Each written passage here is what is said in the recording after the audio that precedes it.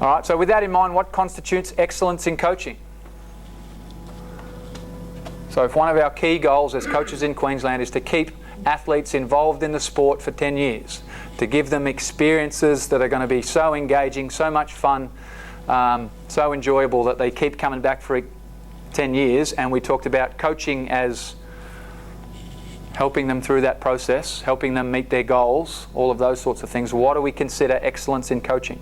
Retention. What's that? Retention of athletes. Yeah. First and foremost is giving them an experience that makes them want to come back. Right? Because we talked about, remember that thing that we talked about in that model, and I've actually got it here. We can bring it up because I know it's going to come up again. Where is it? There it is.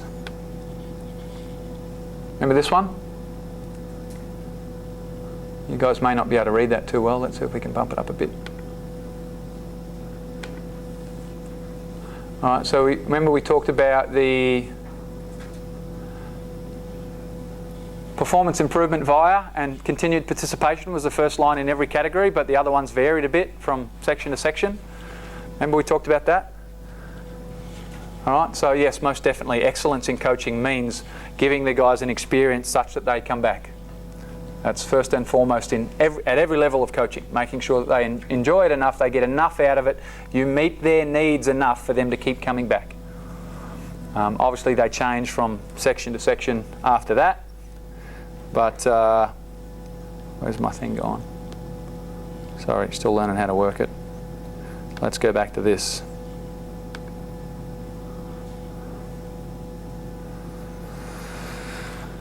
All right, so we talked about that. So what constitutes excellence? Certainly keeping the players involved. What else? Oh, sorry. What else? Anything else?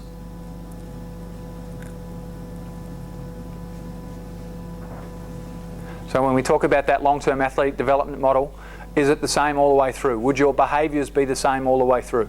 No, your audience. Yeah, it's audience dependent.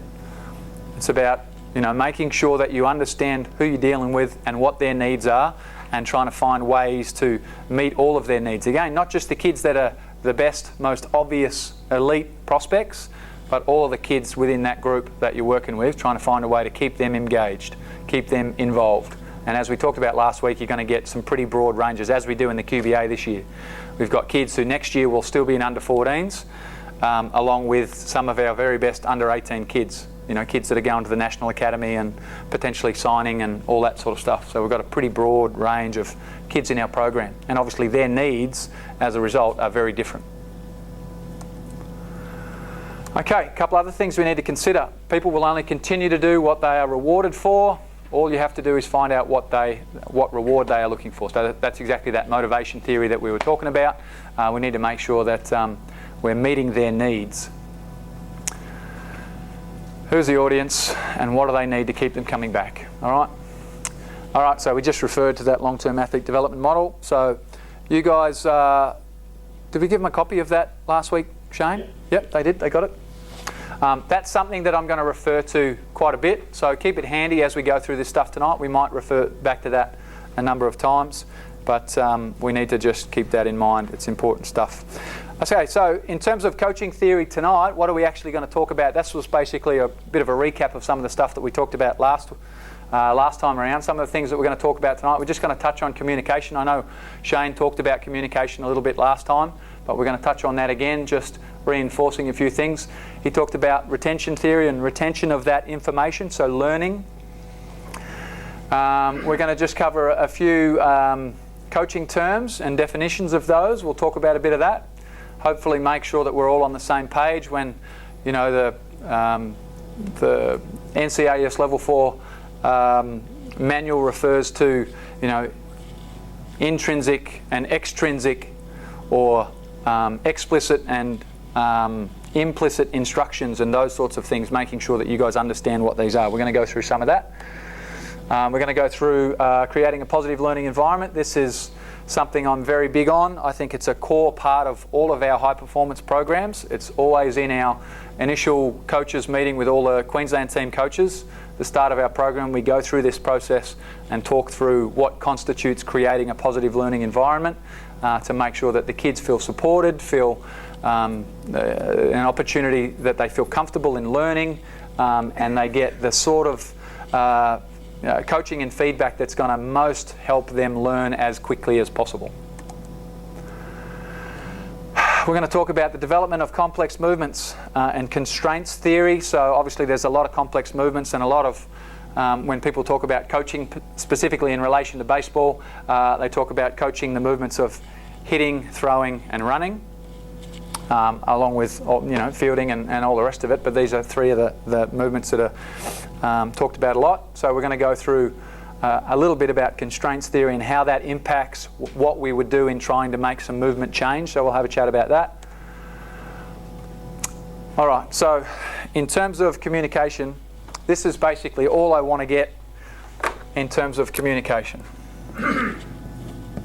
Excuse my diagrams, they're a bit average. All right, person A, person B. Person A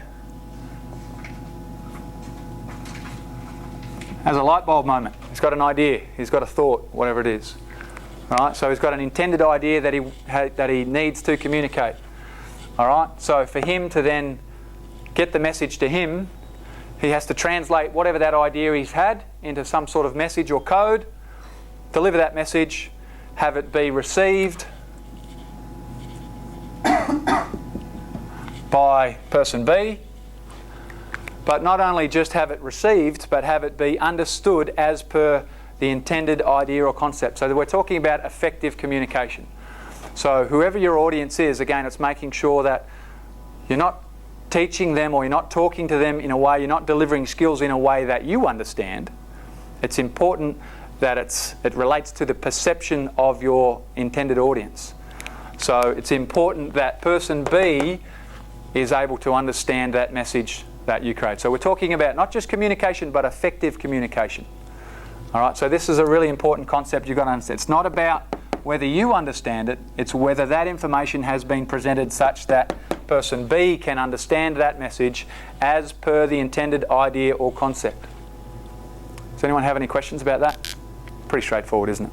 All right, it's like me standing up here and talking a whole bunch of gibberish, and I might do that tonight. And I hope that you guys will tell me if and when I do.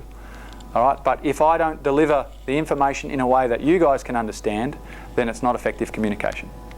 Make sense? It's just me standing up here talking. All right. Sorry, just before I guess you head into the retention of information, I guess in regards to effective communication, I guess what would be some indicators that you are communicating with the message you're trying to get across? So that very last point Yep, let's go back.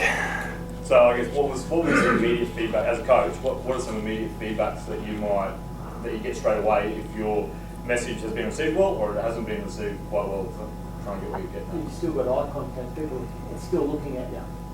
They're not turning away, so they're listening to your voice, so they're understanding you. So if they're not interested, they won't be looking at you. Yes, I guess the engagement audience straight away. Yeah. Yep. So I guess that straight away is that's feedback straight on the run. That if you're talking and someone's looking the other way or looking down the ground or while you're talking or maybe young kids as well, nudging and pushing and carrying on, obviously you're not getting your message across, whether it's too much, whether it's not specific enough, or whether it's not catering to that need.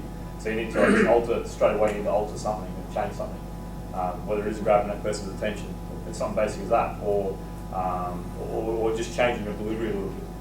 What are some other immediate feedbacks you might come across?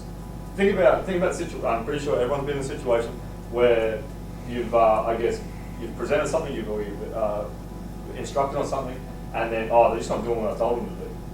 Has everyone been in that sort of, or not so much said it verbally, but in their mind? How do you know? Well, I guess what are some immediate feedbacks? Sorry. When they don't follow instructions correctly.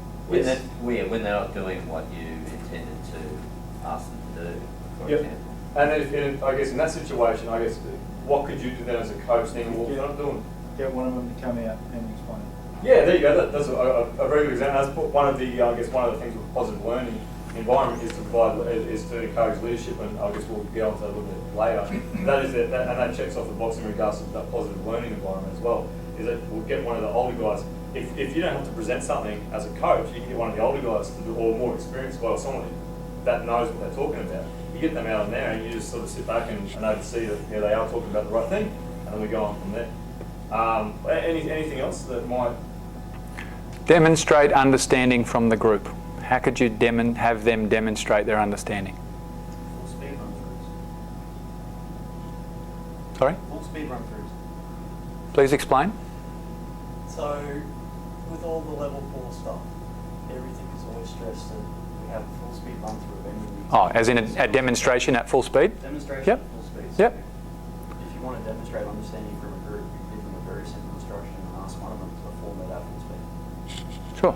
Yep. Yes, that's what you recap, and that's what we're leading into now. Yeah, demonstrating So, understanding. Yeah, so that's what we're leading towards now, just that retention of information. So I guess once you, see something sort of missing or the dots aren't matching up in regards to something, just quickly revisit what did I talk about, what did I miss straight away, and then you can sort of recap it catered to a certain group of people in regards to their learning skills or their retention of information. I talked too much, I talked too little.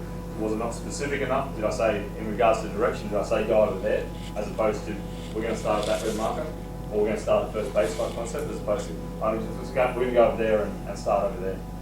And then just something very basic, but yeah, just some immediate feedback. And I guess if you can pick that up straight away and pick it up as quickly as possible, then you can just meet the needs again for the players in regards to the message you're trying to get across. Otherwise, you'll be 10 minutes into an activity or 10 minutes into something, scratching your head thinking, why aren't these guys telling me, or why aren't these guys doing what I said? So what's another way that you could use to have them demonstrate understanding?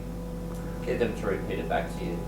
Yeah, or that. Yeah, that'll work. But what am I doing right now?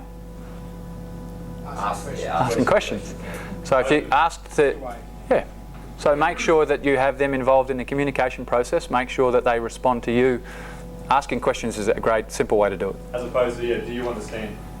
And that's a yes or no. Yeah, that doesn't demonstrate understanding. All they understand is that last question. Do you understand? I understand that bit, but everything else was a gibberish.